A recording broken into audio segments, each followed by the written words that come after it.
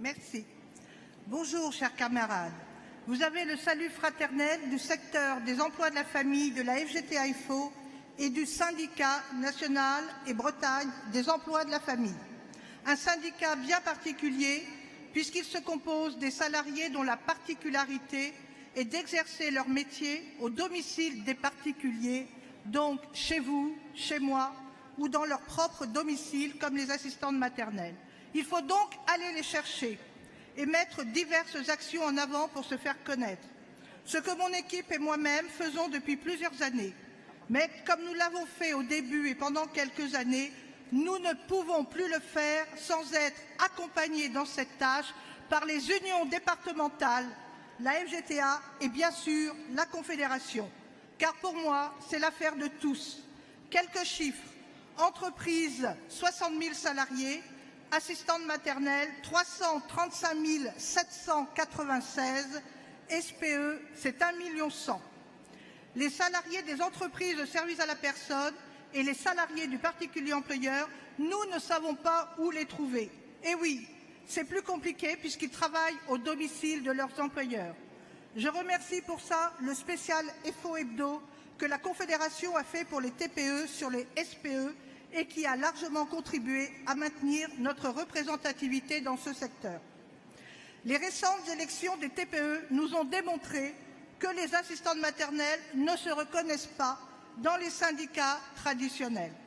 Et pourtant, nous avons parcouru avec détermination et conviction syndicale les territoires afin de les informer sur les évolutions sociales et nous diffusons de la documentation pratique pour qu'elles appréhendent les textes qui les concernent.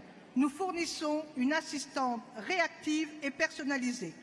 Tout n'est pas négatif et je suis plutôt d'un tempérament positif. Et nous allons repartir à la reconquête des assistantes maternelles car au travers de tous les documents que nous avons réalisés, les magazines, agendas, sites internet, notre page Facebook et bientôt notre application smartphone, non seulement nous répondons aux besoins de nos adhérentes, mais nous avons et nous devons continuer à avoir une présence incontournable sur le terrain. Tout ne se joue pas sous la Tour Eiffel.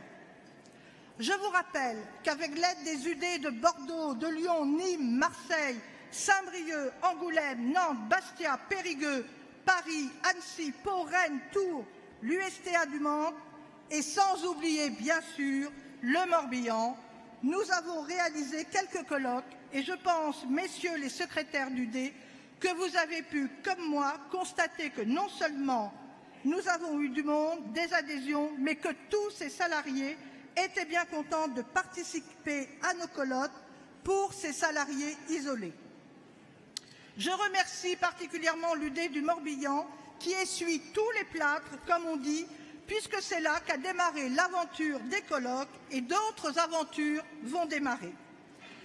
Pour les prochaines années, nous avons des projets qui nous tiennent à cœur. Tout d'abord, organiser à destination des SPE, en collaboration avec l'IRSEM, notre caisse de retraite, des réunions d'information dans vos départements, à la fois sur leurs droits et sur leur régime de prévoyance.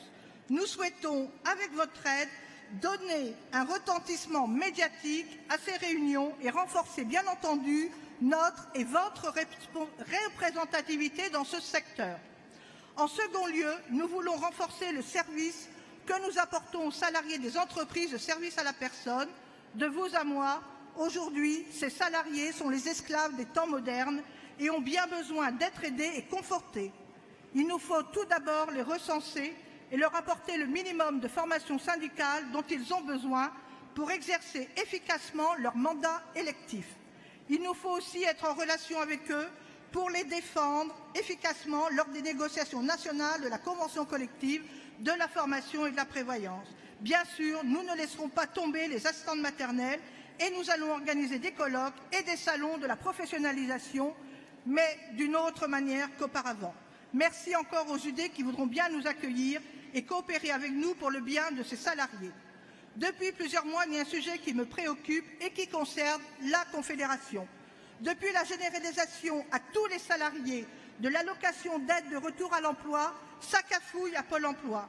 Et les assistantes maternelles en sont les premières victimes. Soit elles ont un refus, soit elle retarde le paiement. Et le plus dramatique, ce sont les trop-perçus de Pôle emploi que l'on réclame à l'assistante maternelle et quelques mois après des versements sans justification.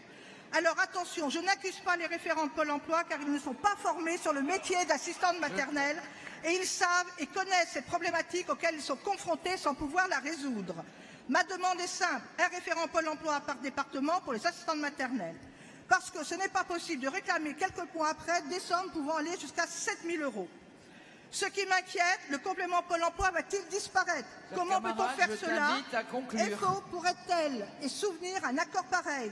Nos adhérents attendent des réponses. Je profite pour souhaiter la bienvenue au futur secrétaire général de Force ouvrière et son équipe. Savoir clairement ce qu'on veut, ce qu'on peut, ce qu'on doit facilite beaucoup la vie et donne du goût à la bataille.